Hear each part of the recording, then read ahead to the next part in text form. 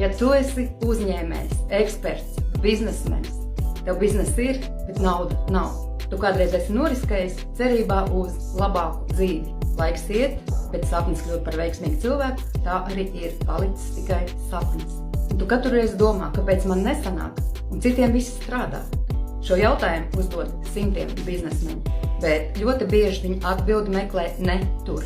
95% tas ir atkarīgs no tā, kādas programmas ir tavā zemapziņā. Un šīs programmas ir ieliktas bērnībā. Tāpēc vispirms ir jāsāk tieši ar to. Tu izaugi sociumā, kur nauda nebija. Tev ir jānoņem savus bloks uz naudu, jo zemapziņā ir pretestība. Un kamēr tu to neizmainīsi, tev atkārtosies viens un tas pats. Tāpēc tagad es tev piedāvāju pierakstīties pirmai bezmaksas diagnostikas sesijai, kuras tev 1 stundas laikā parādīšu tavu problēmu, kur tu varbūt visu dzīvi neesi pamanījis un visu dzīvi ar to cīnījies.